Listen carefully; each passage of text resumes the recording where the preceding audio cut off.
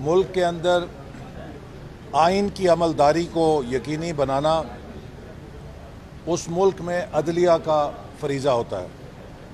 لہٰذا آزاد عدلیہ کسی ملک کے اندر قانون کی حکمرانی کو یقینی بنانے کی اولین شرط ہوتی ہے. ابھی جو چودھری پرویز الہی صاحب کے ٹیپ آڈیو ٹیپس جس میں کہ وہ مبینہ طور پہ ایک اعلیٰ عدلیہ کے جج صاحب سے دوستانہ مکالمہ کر رہے ہیں اور وہ انہی ٹیپس میں اپنے کیسز کے حوالے سے میچ فکسنگ کرنے کی کوشش کر رہے ہیں، یہ ایک بہت بڑا سوالیہ نشان عدلیہ کے کردار پہ ابھر کر آیا ہے.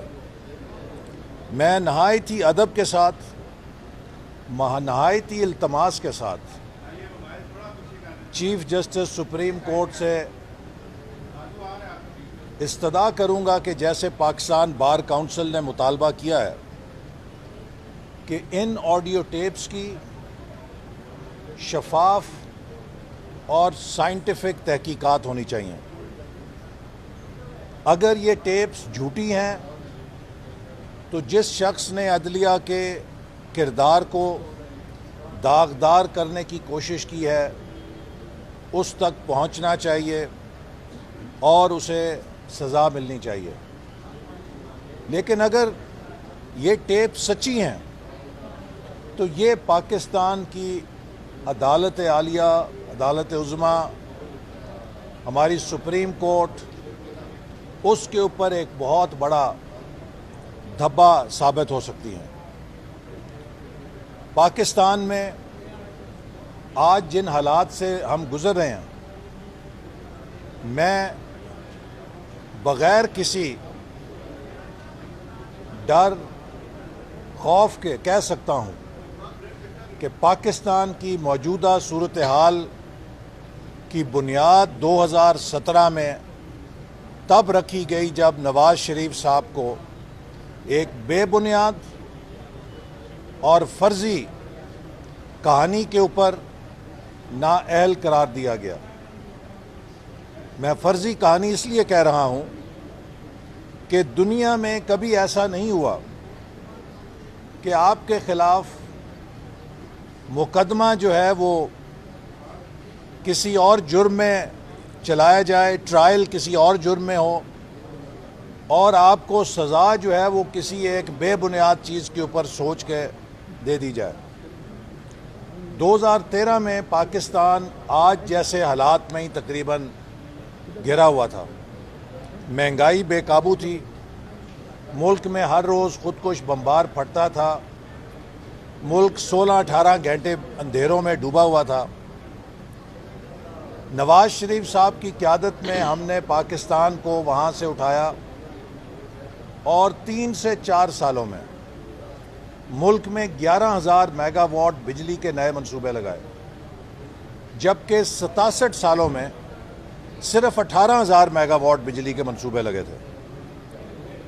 4-5 سالوں میں 2,000 کلومیٹر سے زیادہ موٹر ویز کا جال ملک کے اندر پھیلا دیا. تقریباً 3 سالوں کے اندر چین کے صدر کا دورہ جو 1 سال ملتوی ہوا 2014 سے 15 تک، لیکن ان کے آنے کے بعد 3 سالوں میں 29 ارب ڈالر کی چینی سرمایہ کاری پاکستان میں ممکن بنا کے ہم نے پاکستان کی دنیا میں شناخت بدل دی تھی. وہ ملک جسے دہشت گردی کی اماج گاہ قرار دیا جاتا تھا اسے اربوں ڈالر کی سرمایہ کاری کی اماج گاہ قرار دیا جانے لگا. امریکہ، جاپان، یورپ سب کے سفیر ہمارے ساتھ مل کر ایک ہی مطالبہ کرتے تھے کہ ہمارے ملک کی کمپنیاں پاکستان میں سی پیک کے ساتھ کیسے اشتراک کر سکتی ہیں. 2017-18 میں پوری دنیا سے پاکستان کی طرف واپس آنا شروع ہو گئے تھے کہ ہم کہیں اس ایکشن میں پیچھے نہ رہ جائیں کہ ملک اب سمت پہ چل پڑا ہے، ملک کو ڈائریکشن مل گئی ہے اس کی پشت کے اوپر سی پیک جیسا بڑا انجن چل رہا ہے اور اب پاکستان ٹیک آف کرنے لگا ہے۔ اس موقع پر عمران نیازی کے ساتھ مل کر جو ملک میں کھیل کھیلا گیا اور سپریم کورٹ نے نواز شریف صاحب کے خلاف جس طرح مقدمہ چلایا اور جس طرح اس مقدمے کی کارروائی ہوئی، میں دعوے سے کہہ سکتا ہوں کہ آج سے 10 سال بعد، 20 سال بعد پاکستان کی تاریخ ان فیصلوں پہ اسی طرح روئے گی جس طرح جسٹس منیر کے فیصلوں پر آج قانون کی کتابیں نوحہ کرتی ہیں۔ پاناما کا ڈرامہ رچایا گیا اور سزا اس بات پہ دی گئی کہ نواز شریف صاحب نے اپنے بیٹے سے 10,000 درہم کی تنخواہ جو وصول کر سکتے تھے وصول نہیں کی اور اپنے اثاثوں میں نہیں لکھی۔ آپ مجھے بتائیں کہ جو شخص کروڑوں کے اثاثے ظاہر کر رہا ہے اسے 10,000 درہم چھپانے کی کیا ضرورت ہے؟ لیکن ایک بے بنیاد اور ایک عقل میں سمجھ نہ آنے والی توجیہ سے ملک کے وزیر اعظم کو نااہل کر دیا گیا اور اسے اپیل کا حق بھی نہیں دیا گیا۔ یہی عدالت ہے، سپریم کورٹ ہے، کہ جب چیف جسٹس کی برطرفی کا کیس چلا تو جسٹس رمدے صاحب کی قیادت میں 11 رکنی بینچ تھا، اس میں جسٹس رمدے نے کہا کہ یہ چیف جسٹس کوئی نائب قاصد ہوتا ہے کہ ایک نائب قاصد کو بھی برطرفی کے بعد اپیل کا حق ملتا ہے، تو کس طرح چیف جسٹس کو کسی اپیل کے بغیر برطرف کر دیا گیا؟ تو کیا ہم یہ سوال کرنے میں حق بجانب نہیں ہیں کہ کیا اس ملک کے 22 کروڑ عوام کا وزیر اعظم وہ ایک نائب قاصد جتنی حیثیت بھی نہیں رکھتا کہ اسے کھڑے پیر بغیر اپیل کے فارغ کر دیا جائے؟ اور اس بحران نے پاکستان کی بین الاقوامی ساکھ کو بری طرح متاثر کیا۔ میں چین میں گیا، وہاں پر ایک بڑے کاروباری گروپ کے سربراہ مجھے ملے جو پاکستان میں بڑی فیکٹری لگانے کے لیے آئے ہوئے تھے ایک چند ماہ پہلے۔ تو میں نے ان سے جب پوچھا کہ آپ کے پروجیکٹ کا کیا بنا تو وہ خاموش رہے۔ میں نے پھر ان سے پوچھا کہ آپ تو تقریباً زمین وغیرہ کا انتخاب کر چکے تھے، تو آپ کا پروجیکٹ کہاں پہنچا؟ انہوں نے چٹکی بجائی اور کہا کہ ایکسلنسی، اگر آپ اپنے وزیر اعظم کو ایسے فارغ کر سکتے ہیں، میں تو ایک فورن انویسٹر ہوں، مجھے اپنے $2 ارب کے سیکیورٹی کا سوچنا پڑے گا۔ تو ہمیں اندازہ نہیں ہوتا کہ ہم اس قسم کے جو ناٹک کھیلتے ہیں ان سے ملک کی بین الاقوامی ساکھ پہ کیا نقصان پہنچتا ہے۔ اسی طرح پاکستان کو اللہ تعالیٰ نے کاپر اور سونے کے ذخائر سے مالا مال کیا، اربوں ڈالر کی ہمیں دولت دی۔ دنیا کی واحد مثال پاکستان ہے کہ جہاں پہ اس ذخیرے سے ہم نے $1 نہیں کمایا، $9 ارب کا پھندا آربیٹریشن میں اپنے گلے میں ڈال دیا۔ ایسی مثالیں آپ کو دنیا میں کہیں نہیں ملتی۔ ابھی ہم نے پچھلے 4 سالوں میں قیدیں کاٹیں، صعوبتیں کاٹیں، اور ہمارے خلاف ایک شخص عمران خان جس کا نام ہے، اس نے جھوٹے مقدمے بنائے، چونکہ ہر مقدمہ مہینوں چل کے بالآخر جھوٹا ثابت ہوا، لیکن ہمیں ان جھوٹے مقدموں میں انصاف لینے کے لیے مہینوں انتظار کرنا پڑا۔ اور آج پی ٹی آئی کے لوگ کسی مقدمے میں گرفتار ہوتے ہیں، دنوں میں ان کی ضمانت مل جاتی ہے۔ کاش کہ انصاف کی یہ رفتار اس دور میں بھی ہوتی جب ہمارے خلاف جھوٹے مقدمے چل رہے تھے، لیکن شاید آج عدلیہ آزاد ہے چونکہ ہم عدلیہ کو مینوپولیٹ نہیں کر رہے، اور اس وقت عدلیہ آزاد نہیں تھی فیصلے کرنے میں۔ میں اس کی ایک مثال دیتا ہوں، اور میرا یہ سوال سپریم کورٹ سے ہے۔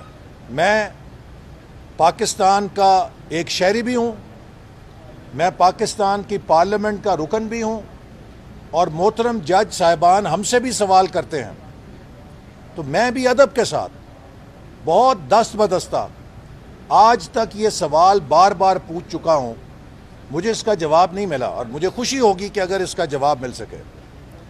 عمران نیازی نے پنجاب کے بلدیاتی اداروں کو غیر آئینی طور پہ برطرف کیا۔ بھلا ہو جسٹس قاضی فائز عیسیٰ کا کہ 1 سال دھکے کھانے کے بعد انہوں نے اس کیس کا نوٹس لیا، اس کی سماعت شروع ہوئی۔ چیف جسٹس گلزار صاحب کی قیادت میں 2-3 رکنی بینچ نے پنجاب کے بلدیاتی اداروں کو بحال کیا۔ 7 مہینے تک عثمان بزدار اور عمران نیازی سپریم کورٹ کے فیصلے کے ساتھ فٹ بال کھیلتا رہا، اپنے پیروں کے نیچے مسلتا رہا۔ اتنی بے توقیری مجسٹریٹ دفعہ 30 یا کوئی سول جج یا لوور کورٹ کا جج جو ہے وہ بھی اپنے فیصلے کی بے توقیری پہ اس طرح آنکھیں نہیں بند کرتا۔ 7 مہینے تک سپریم کورٹ نے عمران نیازی اور عثمان بزدار کی اس ڈیفائنس کا، سپریم کورٹ کے فیصلے کو اس طرح ردی کی ٹوکری میں پھینکنے کا نوٹس تک نہیں لیا۔ وہ بیچارے یہاں آ کے توہین عدالت کی درخواست دیتے تھے، وہ بھی آگے التوا میں پڑ جاتی تھی۔ میں یہ پوچھنا چاہتا ہوں کہ یہ عمران نیازی نے کون سی سلیمانی ٹوپی پہن رکھی ہے کہ پاکستان کی عدالتیں، پاکستان کا قانون، پاکستان کا آئین سب اس کے آگے بے بس ہے۔ صرف ایک سلیمانی ٹوپی ہے اس کے پاس کہ اس نے گالیاں نکالنے کی سائنس سیکھی ہے، کہ جہاں یہ دیکھتا ہے کہ میں کسی کی گرفت میں آنے لگا ہوں، اس کے خلاف اپنے سوشل میڈیا کے ذریعے گالی گلوچ شروع کر دیتا ہے۔ تو کیا اب پاکستان میں فیصلے اس بنیاد پہ ہوں گے کہ کس کے پاس گالیاں نکالنے کی زیادہ بڑی طاقت ہے؟ کیا پاکستان میں فیصلے آئین اور قانون کی روشنی میں ہوں گے یا کسی کی گالیاں نکالنے کی صلاحیت کو دیکھ کر ہوں گے؟ عمران نیازی کی 7 ماہ تک پنجاب صوبے کے بلدیاتی اداروں کی حق حکمرانی کو غیر آئینی طور پہ سلب کرنے، تباہ کرنے کے فیصلے کو عمل درآمد نہیں ہو سکا، اور حکومت نے اپنی مرضی کے ساتھ آخری مہینے میں جب ان کی مدت ختم ہونے لگی تھی ان کو بحال کر کے بس اشک شوئی کے طور پہ وہ سارا کام کر دیا۔ میں حیران ہوں، مجھے توہین عدالت کا کیس بھگتنا پڑا۔ جسٹس مظاہر نقوی صاحب نے مجھے عدالت کے ادب کا سبق پڑھایا، اس کیس میں بڑے ادب کے ساتھ میں نے سیکھا، پڑھا۔ کس جرم کے اوپر؟ کہ یہاں پہ ایک دفعہ جسٹس ثاقب نثار صاحب نے عدالت میں بیٹھ کے کہا ایک وائس چانسلر کو کہ آپ کو احسن اقبال نے سفارش کے ساتھ لگایا۔ تو میں نے ایک سیمینار میں کہا کہ چیف جسٹس صاحب، آپ کو یہ کس نے حق دیا ہے کہ آپ مجھے سنے بغیر میرے اوپر اتنا بڑا الزام لگائیں؟ میں تعلیم میں کسی نااہل شخص کو لگوانا اپنے لیے گناہ کبیرہ سمجھتا ہوں، اور میں نے ہمیشہ میرٹ کے اوپر تعلیم میں اور ہر جگہ تقرریاں کی ہیں۔ تو آپ نے مجھے سنے بغیر، ہماری بھی عزت ہے، اگر آپ کی عزت ہے تو ہماری بھی عزت ہے، آپ نے اتنا بڑا الزام مجھ پہ لگا دیا۔ لو جی، اتنے کلپ کے اوپر مجھے توہین عدالت کا نوٹس مل گیا، اور 4 مہینے تقریباً وہ چلا، اور جو ہزیمت میں نے اس کیس کے درمیان سنی، مجھے اعظم نذیر تارڑ صاحب میرے وکیل تھے، وہ کہتے تھے بس آنکھیں بند کر کے سنی جائیں، آپ نے آرگو کیا تو آپ پھنس جائیں گے۔ بہرحال وہ کسی طرح اس سے چھٹے ہم نکلے۔ تو میرا مقصد ہے کہ میں نے تو ایک اتنی سی بات کے اوپر کہ جو چیف جسٹس ثاقب نثار نے کی تھی، اس کے جواب میں کہا کہ مجھے سنے بغیر آپ نے میرے پہ اتنا بڑا الزام کیوں لگا دیا؟ آپ پاکستان کے کسٹوڈین ہیں انصاف کے، مجھے آپ چارج شیٹ کرتے, مجھے آپ نوٹس دیتے کہ بھئی کیا تم نے کوئی سفارش پہ کسی کو لگایا. آپ نے میرے خلاف ایک فیصلہ بینچ میں دے دیا کہ میں سفارشیں کرتا ہوں وائس چانسلر کی, تو میں نے تو اس پہ بھگتی کارروائی. یہ عمران نیازی کے پاس کون سی سلیمانی ٹوپی ہے کہ یہ عدالت کے فیصلوں کے پرخچے اڑائے, یہ ریڈ زون کے اندر آ کے جو مرضی کر جائے, اسے کوئی پوچھ نہیں سکتا. ایک یک طرفہ طور پہ وہ چلی جا رہا ہے, پورے ملک کے ساتھ کھیلی جا رہا ہے. اور اب آپ نے دیکھا کہ جس طرح کی میچ فکسنگ ہوتی ہے اس طرح کی کیس فکسنگ کی باتیں آ رہی ہیں مبینہ طور پہ. یہ نہایت ہی سنگین واقعہ ہے. ہم پاکستان کی سپریم کورٹ کا ادب کرتے ہیں, چونکہ اگر سپریم کورٹ بے توقیر ہوگی تو رول آف لا بے توقیر ہو جائے گا. میں چیف جسٹس صاحب سے التجا کرتا ہوں کہ آپ کے کندھوں کے اوپر بہت بڑی ذمہ داری ہے. اس ادارے کو کسی قسم کے تنازع سے بالا تر رکھنا ہر پاکستانی شہری کی خواہش ہے. یہ ٹیپس جو آئی ہیں یہ معمولی ٹیپس نہیں ہیں, انہوں نے نظام عدل کے اوپر ایک بہت بڑا سوالیہ نشان لگایا ہے. اگر یہ جھوٹی ہیں تو جس نے یہ سوال لگایا ہے اسے قرار واقعی سزا ملنی چاہیے, اور اگر یہ سچی ہیں تو پھر میں سمجھتا ہوں کہ اس ٹیپ کے کرداروں کو اپنے اس کردار کے لیے جواب دہ ہونا چاہیے. چونکہ پاکستان جن بحرانوں میں گھرا ہوا ہے اس میں ہم مزید عدالتی تنازعات کے متحمل نہیں ہو سکتے. اور آخر میں دست بدستہ کہوں گا کہ آج ہم اس مقام پہ کھڑے ہیں, اس بدترین معاشی بحران پہ کھڑے ہیں. جب ہم نے حکومت سنبھالی تھی تو میں نے وزیر اعظم صاحب سے کہا تھا کہ 3 اداروں کو جا کے پریزنٹیشن دیں جیسے ہینڈنگ اوور ٹیکنگ اوور ہوتی ہے, اور انہیں بتائیں کہ ہمیں کیا کھاتے مل رہے ہیں. ایک سپریم کورٹ کو, ایک جی ایچ کیو کو, اور ایک فیڈریشن آف چیمبرز, پاکستان کے جو چیمبرز کی فیڈریشن ہے پرائیویٹ سیکٹر کراچی میں. تو میں نے اس وقت انہیں تجویز دی تھی کہ ان تینوں کو جا کے یہ پریزنٹیشن ضرور دیں کہ ہمیں کیا اکاؤنٹس مل رہے ہیں اور اگلے 2 سالوں میں اس ملک کے کیا حالات ہوں گے ان اکاؤنٹس کے نتیجے میں. انہوں نے اپنی وزاداری کے اندر ویسا نہیں کیا, لیکن کہ ہم سب کو اندازہ ہونا چاہیے کہ آج پاکستان اپنی تاریخ کے one of the worst economic crisis سے گزر رہا ہے.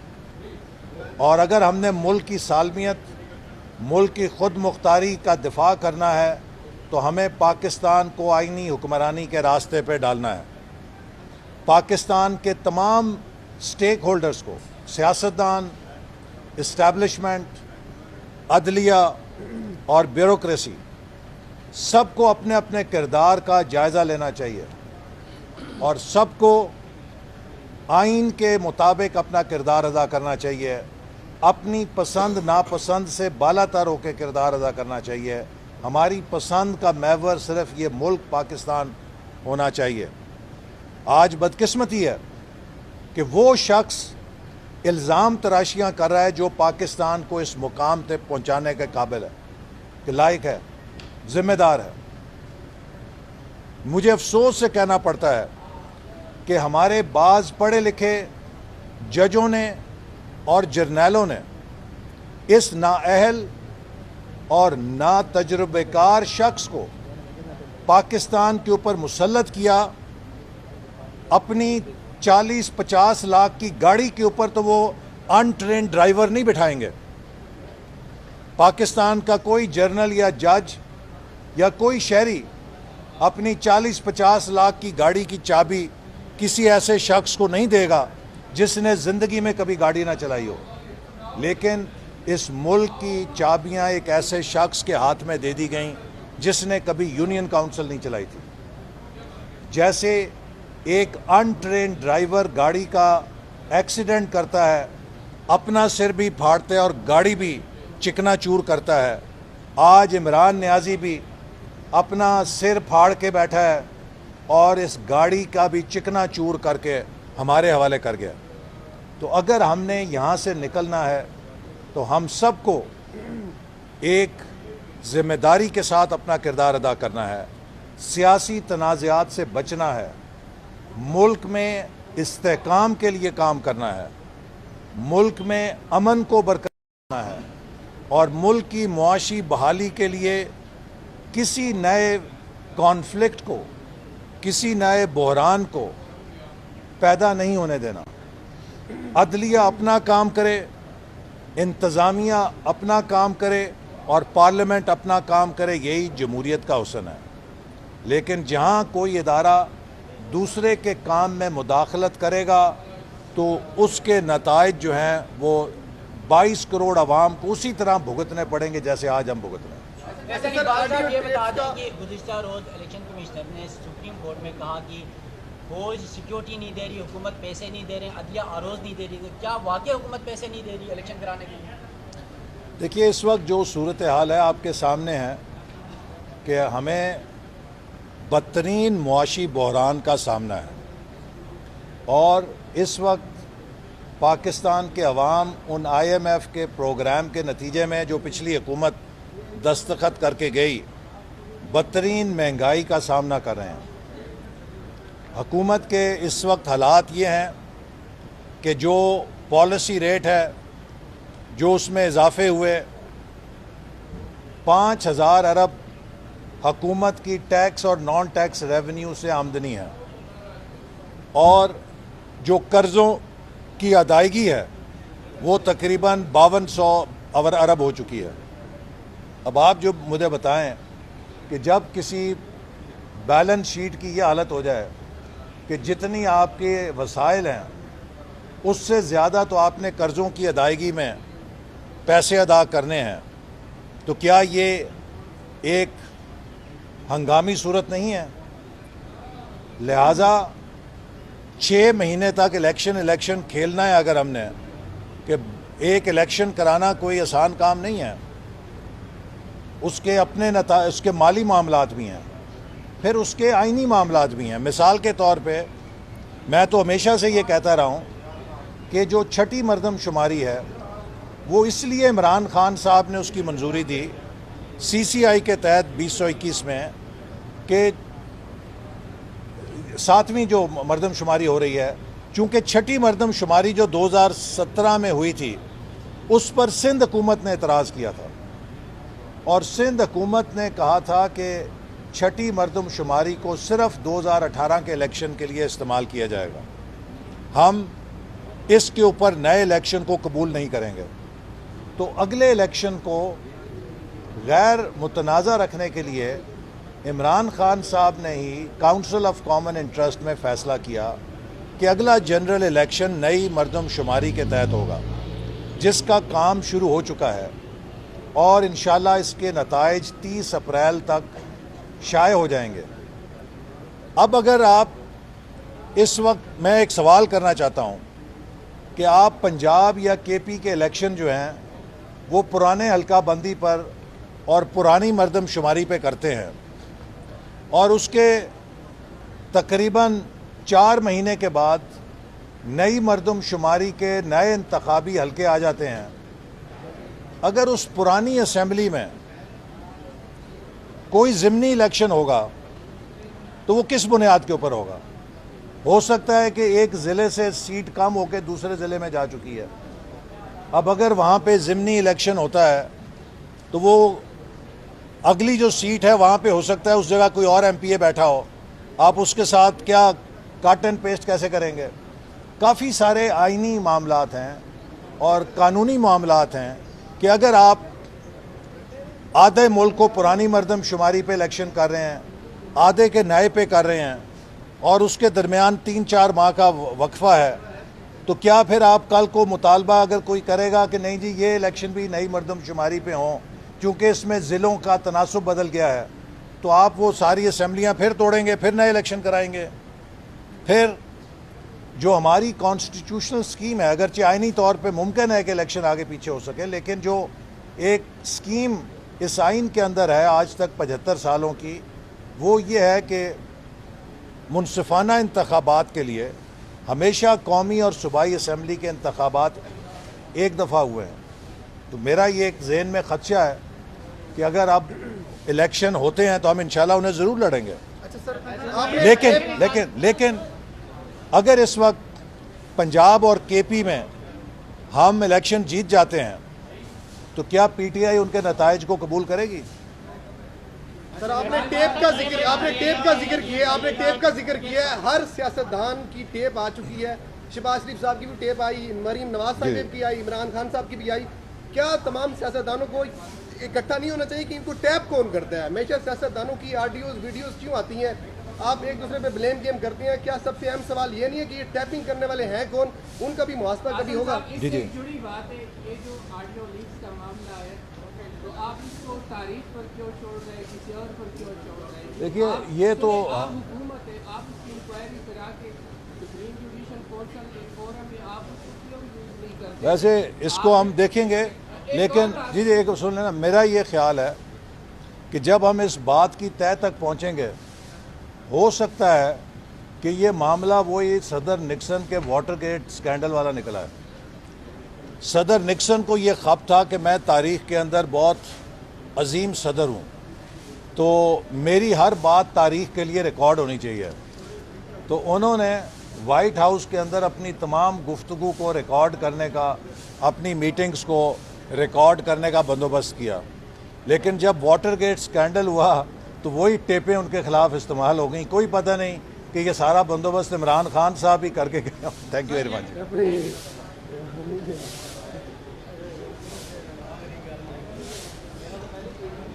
یار